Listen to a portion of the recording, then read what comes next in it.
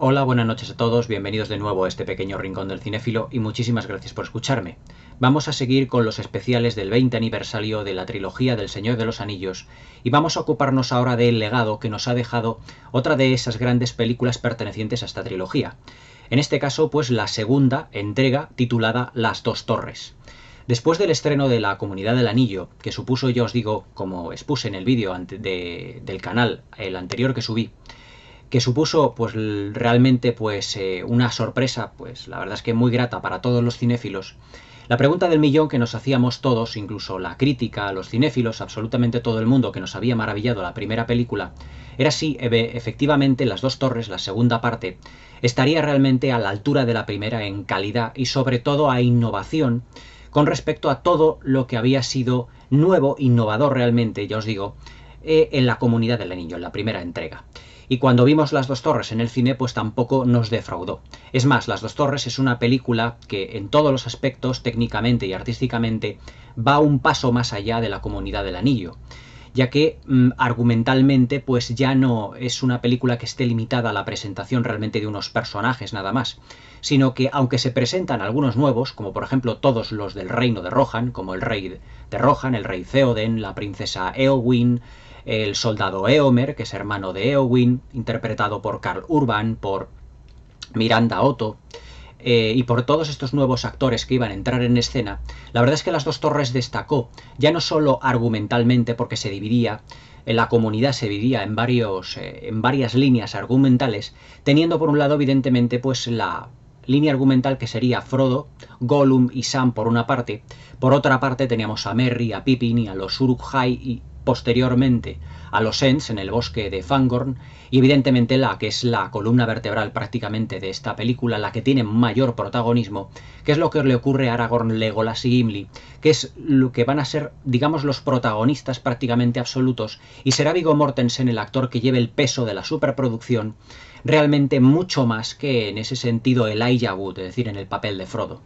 Aquí es donde el personaje de Viggo Mortensen, que interpreta a Aragorn, ya os digo, llevará el peso de la superproducción, sobre todo en esa batalla tan multitudinaria que ya ha pasado a la historia y que así los dijeron pues los historiadores de cine y lo siguen diciendo actualmente como una de las mejores batallas, una de las batallas mejor filmadas de la historia del cine, una de las mejor filmadas, de las mejor planificadas y que luego ha sido imitada en muchísimas ocasiones por otros cineastas también en otras respectivas películas. Es decir, que el legado realmente que nos deja Las dos torres, hablando ya y entrando en materia, realmente se refiere a un apartado técnico muchísimo más pulido que en La Comunidad del Anillo, en lo que se refiere principalmente a dos personajes, sobre todo uno de ellos. Los dos son Gollum, evidentemente, interpretado por Andy Serkis, que fue una de las primeras uno de los primeros personajes digitales realmente realizado con la captura del movimiento. Esa captura de movimiento, pues el legado que nos ha dejado es muchísimo más amplio incluso que el de La Comunidad del Anillo, porque luego por captura de movimiento, pues incluso el personaje, mejor dicho el actor Andy Serkis, realmente se ha especializado en esta manera de filmar, en esta manera de rodar, en esta manera de interpretar a otros personajes en el que él físicamente no sale en pantalla, sino que él será los gestos, serán las maneras de caminar, de andar, de gesticular,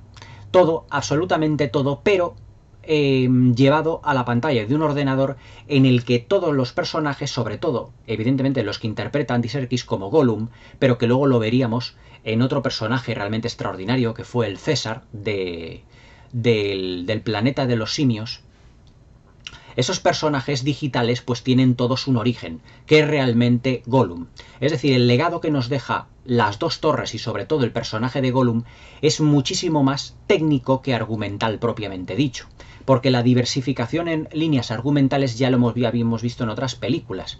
Pero es que el personaje de Gollum, la primera vez que fue visto en los cines, prácticamente ahora hace 20 años, fue casi en el año, ya os diría, en el año 2002, finales, navidades del 2002, vamos a entrar prácticamente ahora en el 2022, es decir, prácticamente tiene 19 años el personaje. He querido realmente pues ya hacer una crítica, vamos, no una crítica, sino un comentario del legado de las tres películas, a las que posteriormente vendrá el Retorno del Rey, posteriormente a este vídeo, vamos a investigar el legado que nos han dejado estas tres películas. Y ya os digo, el legado de las dos torres es el personaje de Gollum en lo que se refiere a técnica. Es decir, cuando vimos por primera vez al personaje de Gollum en las dos torres, yo por ejemplo, si os tengo que contar una anécdota personal, la persona que yo cuando fui al cine por primera vez a verlo, a mi lado pues había una persona que ya pues, estaría entrada en años, pues no sé si tendría unos 60 o 70 años aproximadamente. Y la verdad es que cuando vio por primera vez al personaje de Gollum, a mí me hizo mucha gracia el comentario que tuvo. Porque dijo, qué actor más extraño, ¿no? Qué delgado está y qué extra cómo le han maquillado. Es decir, mucha gente se creería, a lo mejor, evidentemente personas poco informadas de cómo estaba realizado Gollum, que a lo mejor se creerían que era una persona realmente maquillada con protésicos, es decir, como los orcos realmente, como están todos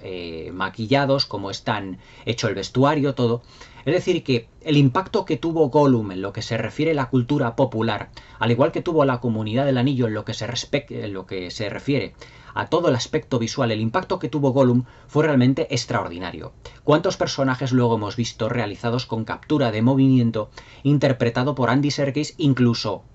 otros personajes que no ha interpretado Andy Serkis? Por ejemplo, el Thanos de Vengadores Infinity War, sin ir más lejos. Es decir, muchísimos personajes han sido los realizados con captura de movimiento. Una captura de movimiento que puso de moda la empresa, exactamente la misma empresa que se encargó de los efectos visuales de la Comunidad del Anillo. Es decir, la Weta Digital. En este caso ya no la Weta Workshop, sino su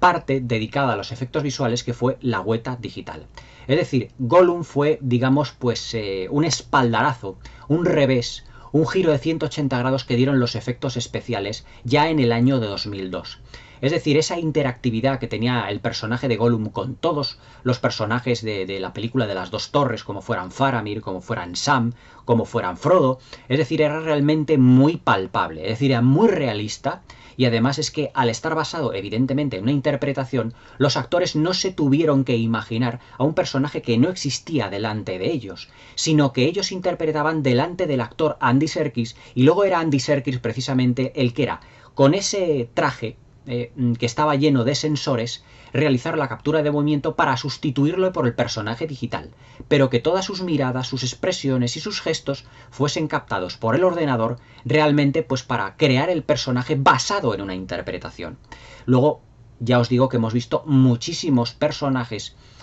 sin ir más lejos, y ya no solo lo que se refiere al físico, sino lo que se refiere al vestuario, que también ha sido capturado por ordenador. Otro personaje célebre, pero en este caso de la Walt Disney, de la saga de Piratas del Caribe, era el capitán este de los carapulpos, como yo le llamo, que era el de Piratas del Caribe,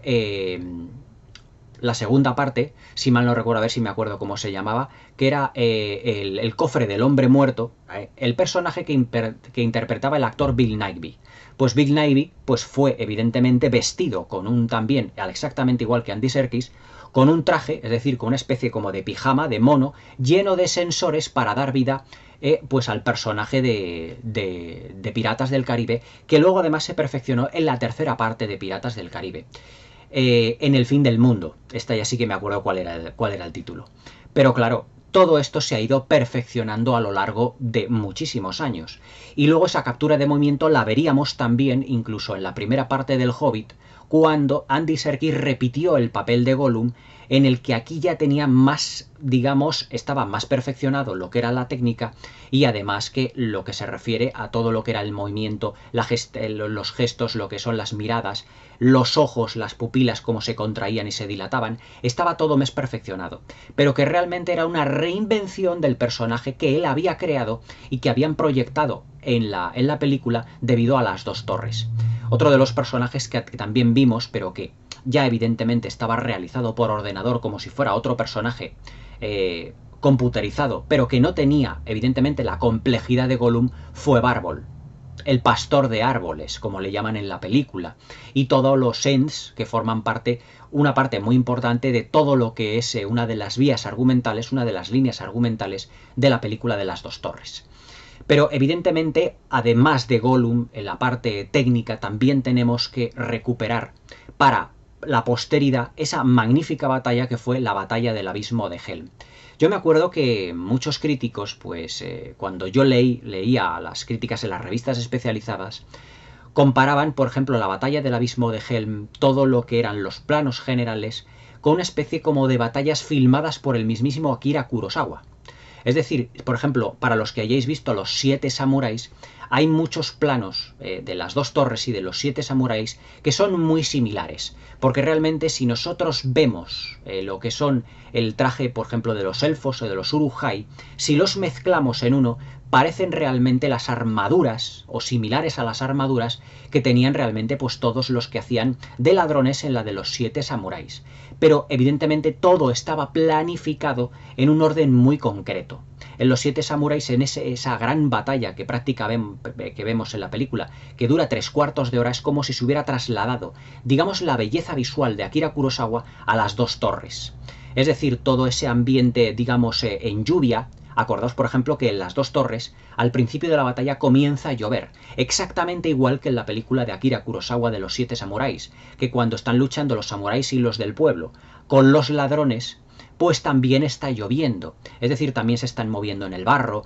se suben a caballo, van de un lado a otro. Aquí los urujai prácticamente se puede decir que casi hacen lo mismo, porque atacan además la fortaleza del abismo de Helm desde diferentes flancos, al igual que también lo hacían los samuráis, al igual que hacían los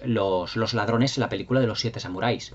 Los atacan con una serie de escaleras también lo que es el muro, les atacan con bombas, les atacan subiendo todo lo que es aquella cuesta hasta llegar a lo que es el portón principal. Es decir, que tiene muchos puntos de vista. Si analizamos lo que es la secuencia de la batalla del abismo de Helm en las dos torres, tiene muchos puntos de vista al igual que la de los 7 samuráis.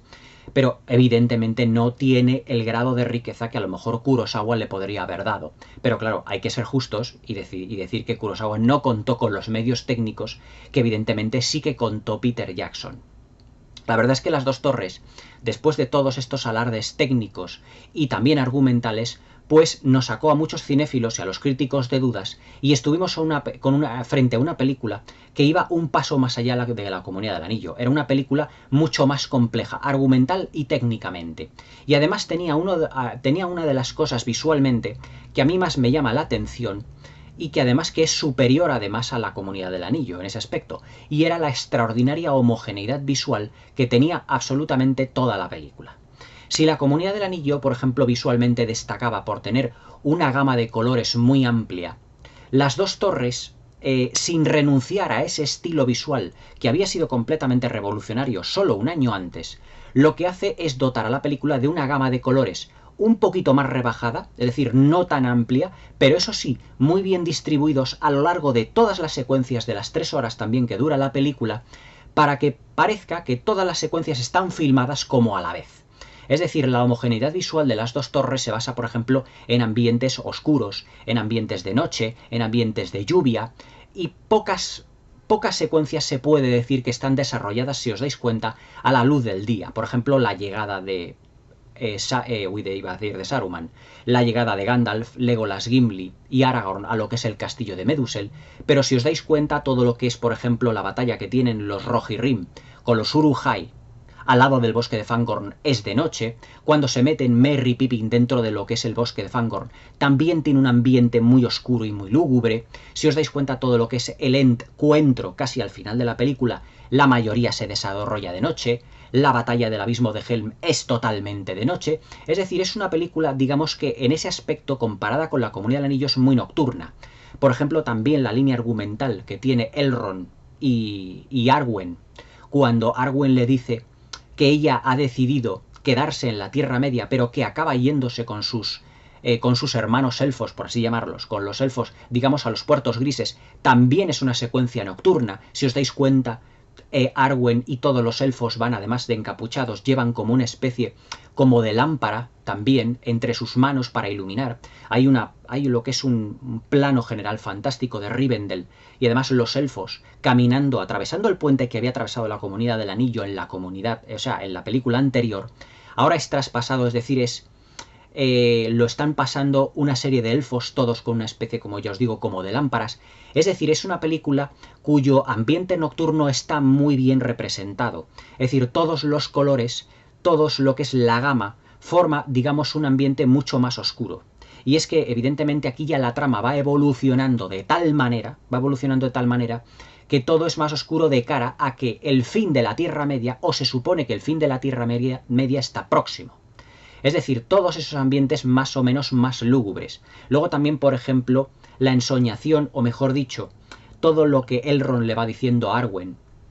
de que tiene que irse porque aún así si Aragorn dijésemos que sobreviviese, pues él era un mortal y que tarde o temprano pues moriría con los años. Y en esa estampa tan preciosa que vemos, en el que vemos la tumba de Aragorn y Arwen con ese velo también negro, evidentemente por el luto, todo eso se va desarrollando también en un ambiente como muy otoñal, como si estuviera todo el cielo muy encapotado, al fondo se ve, y luego el plano siguiente en donde vemos también a Arwen caminando, con su dolor, evidentemente, por un bosque también muy oscuro y escasamente iluminado. Es decir, para ser una película que evidentemente tiene una iluminación, digamos, mejor dicho, tiene un ambiente, digamos, más oscuro, más nocturno, por todo lo que os he dicho anteriormente, es una película cuya homogeneidad visual es mucho más consistente que en La Comunidad del Anillo. También esto ha servido de legado a otros numerosos directores que han querido plasmar, digamos, ese ambiente nocturno,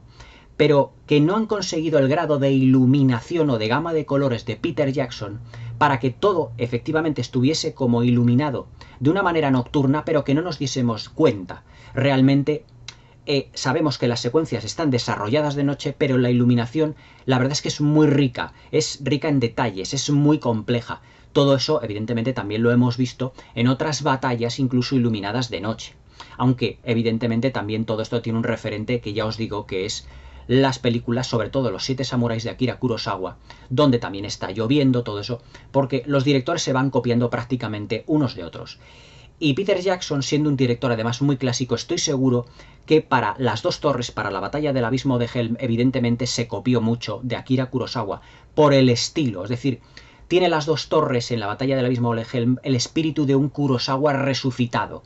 Pero claro, he ahí evidentemente un estilo de planificación absolutamente magistral. Planificación que ya ha pasado a la historia del cine. Es decir, si todos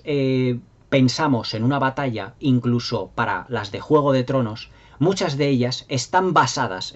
en las batallas del Señor de los Anillos y sobre todo la del Abismo de Helm. Acordaos, por ejemplo, una de las batallas de la última temporada de Juego de Tronos, que es cuando todo el ejército se enfrenta a los muertos. Prácticamente a esos muertos que no vemos, prácticamente durante todo el capítulo, porque todo el capítulo era una batalla, pero que nosotros no vemos pero les sentimos. Oímos los gruñidos que están ahí en la negrura, en la espesura. Pero todo eso, evidentemente, parte de una, digamos, una inclinación del director. Es decir, yo creo que las batallas de, por ejemplo, de Juego de Tronos, en lo que se refiere a planificación, en lo que se refiere a todo lo que es, ya no digamos la violencia en ese sentido, pero sobre todo la manera de enfocarlo, la manera de iluminarlo, la manera de planificarlo, tiene todo una base, que es la batalla del abismo de Helm de Las dos torres. Es decir, que como película o como secuencia bélica, en la batalla del abismo de Helm su legado es importantísimo. Es decir, cuántas batallas luego hemos visto de ese estilo, aunque no alcancen el grado de perfección. Y además, si os dais cuenta, muy bien dosificada la batalla, porque durante los 3/4 de hora que dura la batalla de la película, está intercalada con otras secuencias de Merry y Pippin con los Ents, de Frodo, Sam y Gollum en Ithilien con Faramir. Es decir, para que evidentemente no se nos haga excesivamente pesada todo lo que es la secuencia de batalla, cosa que no tenían algunas de las de Juego de Tronos, que era la batalla completa, todo el capítulo de 1 hora, hora y pico, y claro, al ser una única línea narrativa se nos hace un tanto monótono. Pero Peter Jackson sí que tuvo la maestría de dosificar la batalla del abismo de Helm para que todo eso no se nos hiciese más plomizo, de cara a una narración muchísimo más pulida. Es decir, que la batalla del abismo de Helm también tiene un legado al igual que La Comunidad del Anillo, al igual que Las dos torres en sí misma, porque si nos fijamos es una gigantesca película de aventuras, donde los personajes principales ya han sido presentados y donde Peter Jackson directamente pasa, digamos, a la acción. Digamos que los personajes principales, todos los que componen la comunidad, directamente ya todos pasan a la acción, a la aventura. Todo con un ritmo mucho más ágil y mucho más dinámico. ¿Por qué? Porque Peter Jackson ya no se preocupa de estar presentando a los personajes con tantos matices, sino que ya todos conocemos a todos los miembros de la comunidad, exceptuando a Boromir, que evidentemente había fallecido en la primera película, y directamente nos mete de lleno en el mundo de Rohan. Aunque también tendremos otros personajes incluso de toque shakespeariano, como es evidentemente el rey de Rohan, interpretado por el actor Bernard Hill, al que habíamos visto anteriormente en Titanic. Se puede decir, sin temor a equivocarse, que Bernard Hill está además en 2 películas ganadoras de 11 Oscar, en El Retorno del Rey y en Titanic. Es decir, que es, digamos, prácticamente el único actor que está en 2 de las películas más premiadas de la historia del cine. Como película de aventuras, Las 2 Torres funciona mejor que La Comunidad del Anillo, porque La Comunidad del Anillo era más una película más de fantasía. Es decir, era la inmersión de los personajes y sobre todo del espectador en un mundo más fantástico. Sin embargo, Las 2 Torres funciona más como película de aventuras y de cara ahí al legado que nos ha dejado, porque muchas han querido imitar a Las 2 Torres en lo que se refiere a personajes fantásticos, en lo que se refiere a un protagonismo muchísimo más exacerbado del paisaje. Por ejemplo, acordaos cuando os hablaba yo, por ejemplo, del director John Ford, que fue realmente el director que plasmó junto con el Monument Valley el protagonismo del paisaje y la interactividad de los actores con ello. ¿Y cómo son las primeras secuencias, digamos, del Señor de los Anillos, de Las 2 Torres, además de esa primera secuencia de Gandalf y el Balrog? Pero cómo son realmente, ya no los primeros minutos y las primeras secuencias en las que vemos a Aragorn, Legolas y Gimli caminar y estar trotando, corriendo por todos aquellos parajes hasta que llegan a Rohan. Son todo planos amplios, planos donde los vemos a ellos corriendo, pero dentro, evidentemente, de un marco muchísimo más grande, de montañas. Vemos, por ejemplo, cómo rodean la ladera de una montaña y al fondo vemos prácticamente un acantilado con un riachuelo. Es decir, cuando llegan a Rohan, cuando dice Aragorn, Rohan, el país de los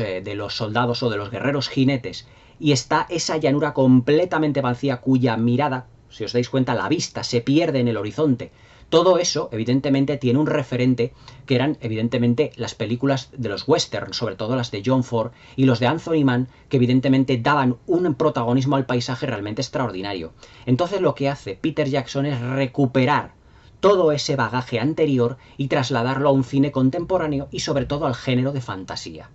Es decir, ¿cuántas películas luego hemos visto,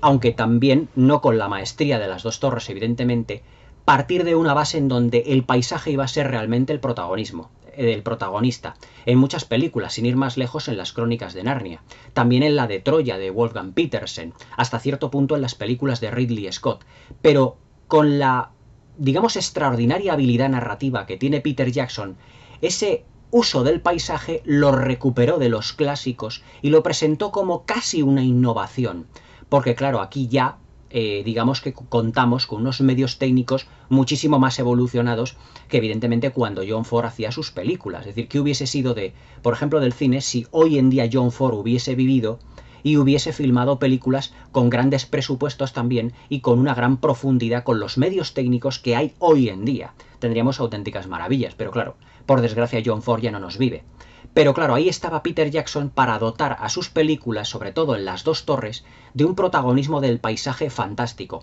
que ya lo tuvimos en La Comunidad del Anillo, pero que en Las 2 Torres todavía se hace más palpable, se hace mucho más incisivo, se hace mucho más, digamos, más importante. Por ejemplo, el paisaje del bosque, el bosque de Fangorn, es otro protagonista más, igual que lo es Bárbol. Por ejemplo, en el plano donde vemos a Aragorn, Legolas y Gimli,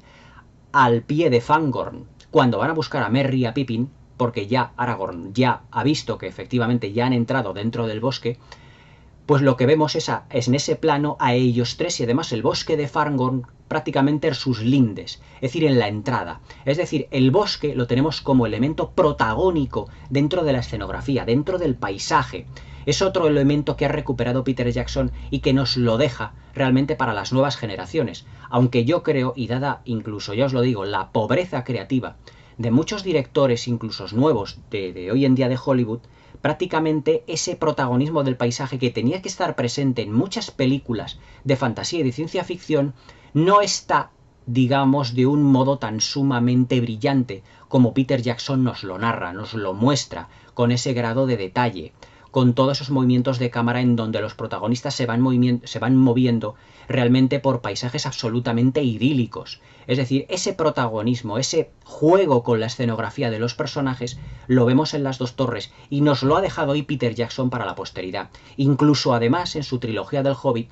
también Peter Jackson hace uso de todos estos elementos. Pero acabada ya, digamos, la trilogía del Hobbit, ¿qué otras películas han tenido un uso del paisaje tan sumamente, tan maravilloso como Peter Jackson nos lo ha mostrado? Es decir, parece que el paisaje, o parece que los fondos, o parece que los decorados no tienen tanta importancia en manos de otros directores como sí la tienen en manos de Peter Jackson. Es decir, que Las dos torres, por una parte, nos ha dejado un legado magnífico, técnico, artístico, pero por otra parte no ha sido recuperado, porque no ha habido directores, digamos, a la altura de Peter Jackson, capaces realmente de darnos todos esos elementos escenográficos que además hablasen por sí mismos. Y yo digo o planteo una cosa.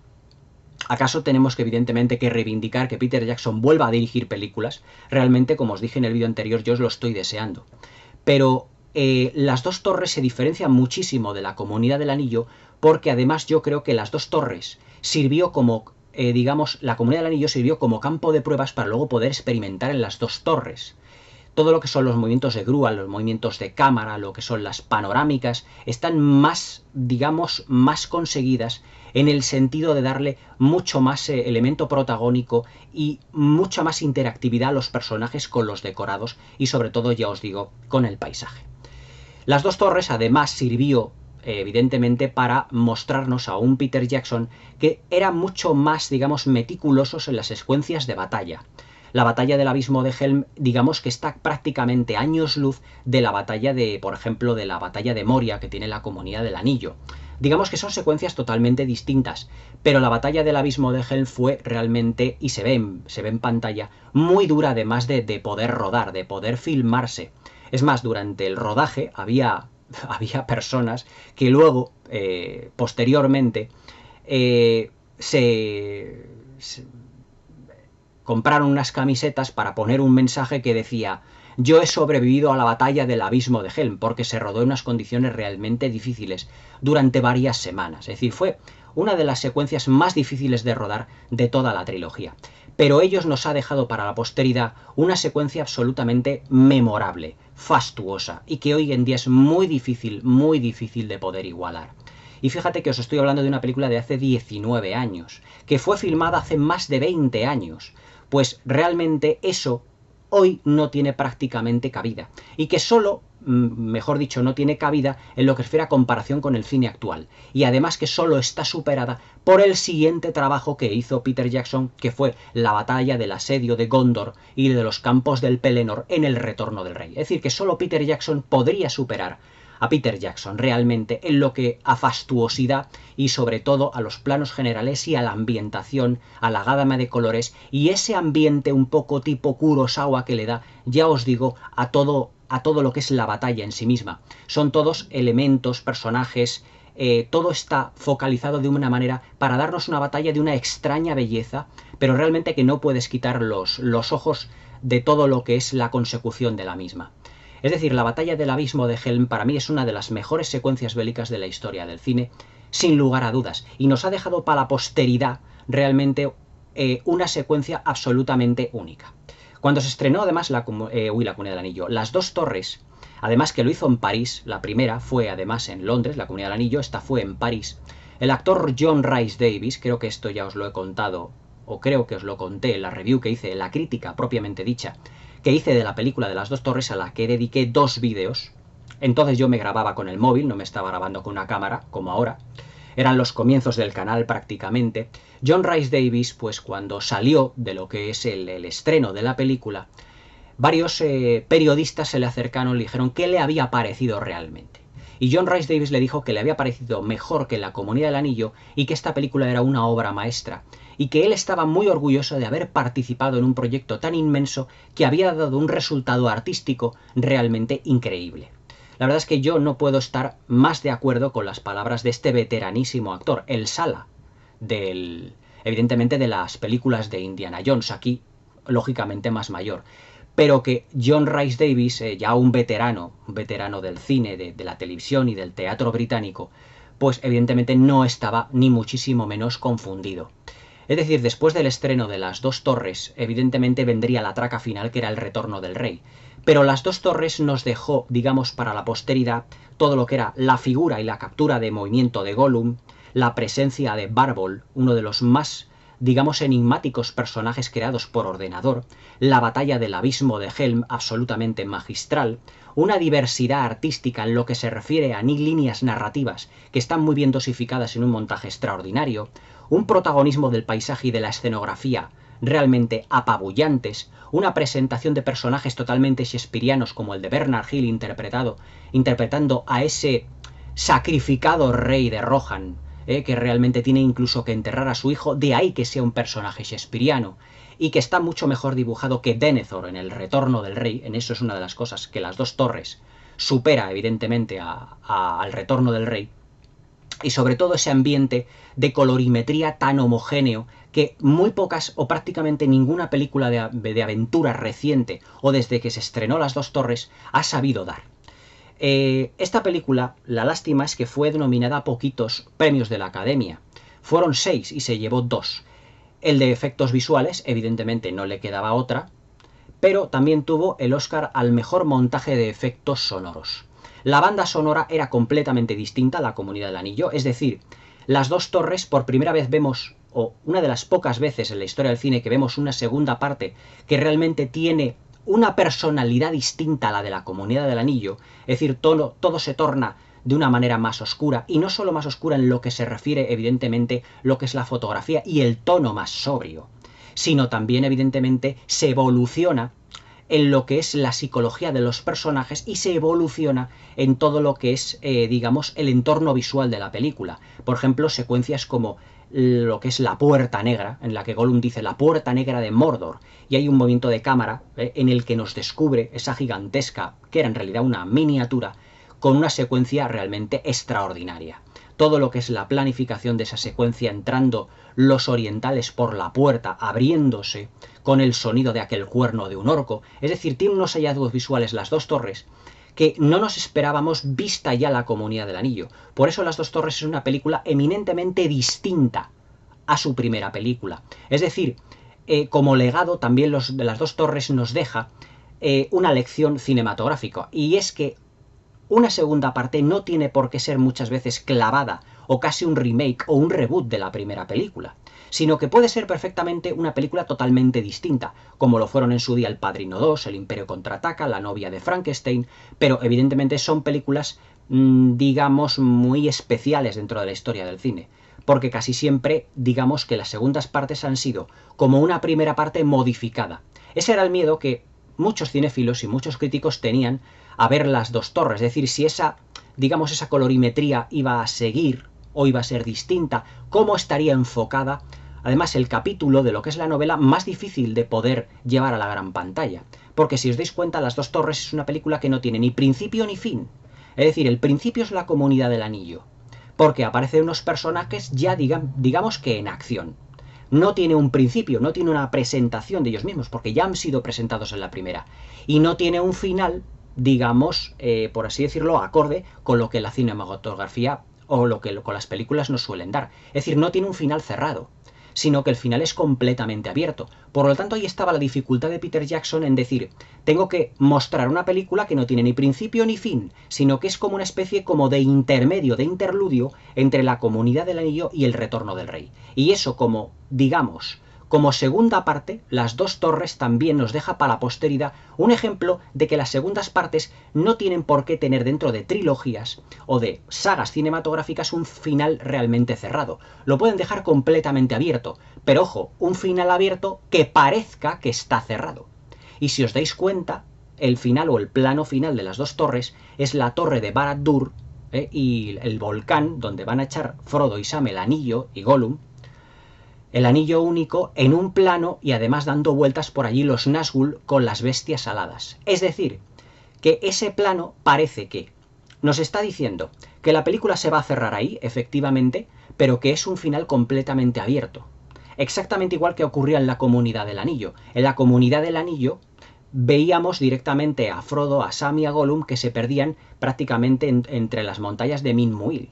Pues aquí también Peter Jackson hace exactamente lo mismo. Nos muestra a Frodo, Sam y Gollum, pero luego con un movimiento de cámara ascendente para mostrarnos su destino, al igual que en la Comunidad del Anillo. Es decir, que Peter Jackson también sabe cómo cerrar una película que además, si digamos, como he dicho antes, no tiene final. Es decir, es un final completamente abierto. Cosa que luego no hizo en La desolación de Smaug, en donde de repente pegó un corte en la película y parece que nos dejó un poco como con la miel en los labios. Hubiese estado mucho mejor, por ejemplo, que el dragón el plano final de la película no hubiese sido,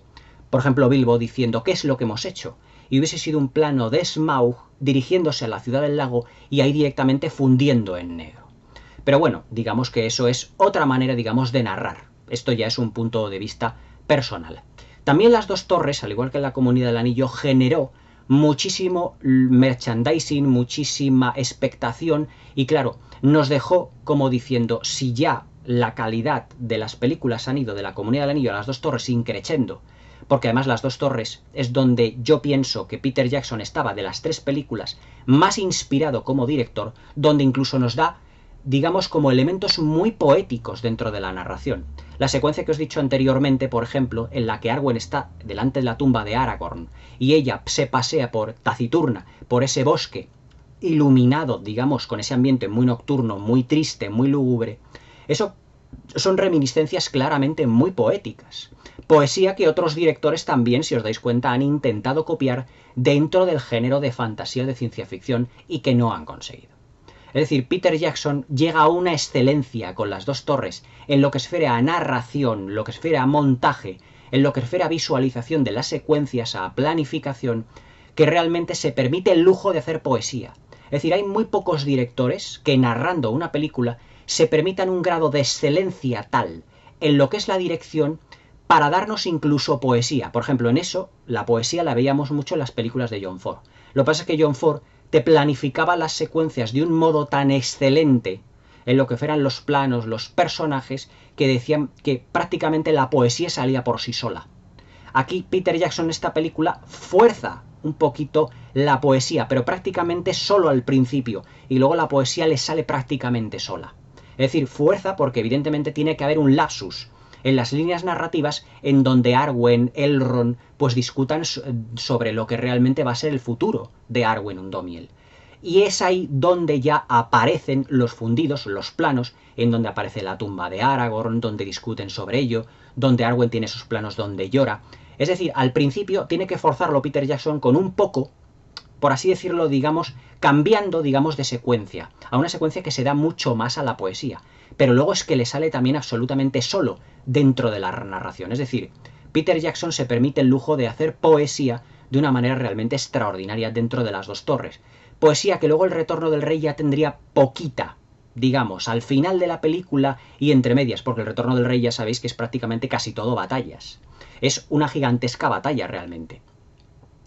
Pero para mí, pues Las dos torres digamos que es más poética y para mí en lo que refiere a dirección, pues prácticamente se puede decir que es la culmen de Las dos torres. Es decir, Las dos torres nos ha dejado como legado para la posteridad una película donde realmente la aventura es el principal protagonista, donde el paisaje ya cobra mucho más importancia que en la Comunidad del Anillo, donde se nos presenta personajes realizados por computadora, pero que realmente tienen una personalidad absolutamente avasalladora. Y luego también la excelente planificación de las tres líneas narrativas y sobre todo el clímax final, que es la batalla del abismo de Helm, una y mil veces imitada con ecos de Akira Kurosawa, pero que realmente ha sido muy difícil de volver a plasmar algo parecido en la gran pantalla. Solo Peter Jackson y su maestría clasicista nos podrían llegar a dar, pues digamos, una batalla, o digamos una batalla tan poética como Las dos torres, porque si os dais cuenta no tiene excesiva violencia, no se ve mucha sangre, no es tan contundente, por ejemplo, como las películas de batallas de Ridley Scott, como en Gladiator, por ejemplo, como en Troya. Es una, digamos, una violencia más de película de fantasía, pero está planificada y está hecha de tal manera para que nos creamos realmente que es una batalla extraordinaria, pero el fuerte que tiene, evidentemente, es la belleza visual de todo lo que es. Belleza visual que no se ha conseguido prácticamente en ninguna otra película desde el estreno de Las dos torres, en la Navidades 2002. Para mí Las dos torres es una película muy compacta y el legado que nos deja es realmente importantísimo, al igual que La Comunidad del Anillo.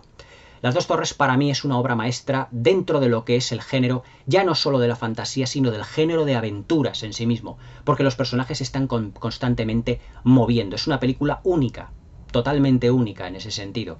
Para muchos críticos es la favorita o es casi incluso la mejor de la trilogía. Para mí El Retorno del Rey está un escalón por encima por una serie de elementos que os comentaré en el próximo vídeo, donde además os enseñaré muchos elementos, vamos, muchas cosas de merchandising, de libros, de películas que tengo yo, además de El Señor de los Anillos. Porque como yo, buen aficionado a Tolkien y todo esto, pues claro, todos estos temas me gusta tenerlos incluso en lo que son los libros, en los que son el cómo se hizo. Muchísimos libros, además, que os prometo una sorpresa en el próximo vídeo del Retorno del Rey, que os voy a enseñar porque salieron en ediciones muy limitadas, pero yo